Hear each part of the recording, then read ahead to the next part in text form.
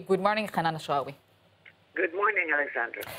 So, Hanan, what will be the consequences of the decision of the U.S. administration to defund UNRWA? Well, this is part of an ongoing policy in which the U.S. administration is doing the bidding of your most extreme, hardline Israeli government. It is dismantling all the building blocks of peace, and therefore it is destroying the chances of peace and creating conditions for further conflict, instability, sense of despair, and probably even greater violence.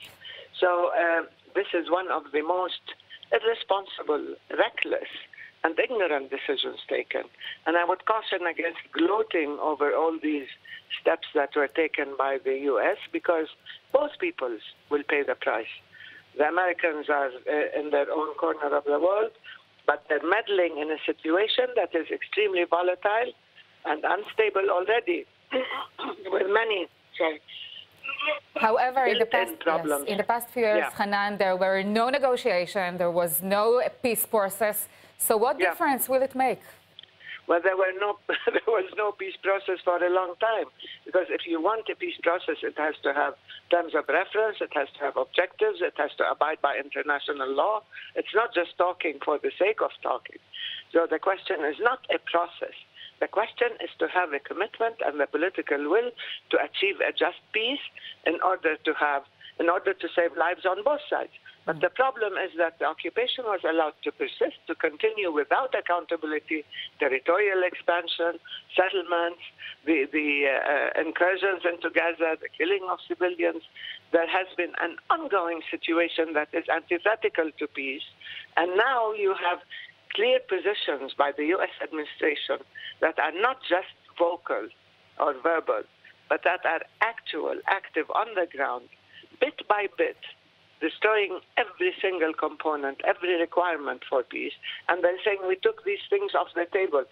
What table? There has been no table for a long time. There is no peace plan that is to be announced because it is being implemented actually before our very eyes. And if you are not alarmed, I'm increasingly alarmed because doing Israel's bidding, giving in to the most extreme within Israel, destroying the chances of peace is not something that is in anybody's interest. And of course, there is the cruelty, the inhumanity of depriving 500,000 Palestinian children of schools, of depriving more than 5 million Palestinians of health, education, welfare. There are people who are extremely vulnerable. There are Palestinian refugees in Syria now who badly need attention. Palestinian refugees in Lebanon and Jordan. What are they doing? Destabilizing. You know, the U.S. administration claims that there are only 500,000 Palestinian refugees, not 5 million. Nobody gave the U.S. or Israel the mandate to define who is a refugee. Of course, there are international definitions and international agreements that apply to all refugees. And you cannot just exempt the Palestinian refugees because you want to serve Israeli Jewish purity.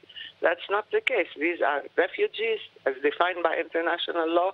They have to be taken care of. It is the international community that is responsible, that has set up UNRWA, and that was trying to at least maintain some semblance of decent living for these refugees until there is a just solution, an agreed solution.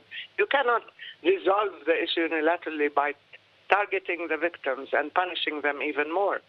In your opinion, Hanan, the United States has no longer has a role in this region, in the peace process? Yeah, of course. How can you accept a mediator or a peace broker that has so blatantly taken sides, has violated international law, has completely bashed and continued to punish a people already in captivity? We are under occupation. We have no rights already. And yet it's as if Israel is holding us captive and the U.S. consistently bashes us in order to appeal to Israeli priorities. This is not acceptable. So the U.S. is no longer a biased peace broker, as we used to say. It has become party to the conflict. It has entered into a partnership with the Israeli occupation.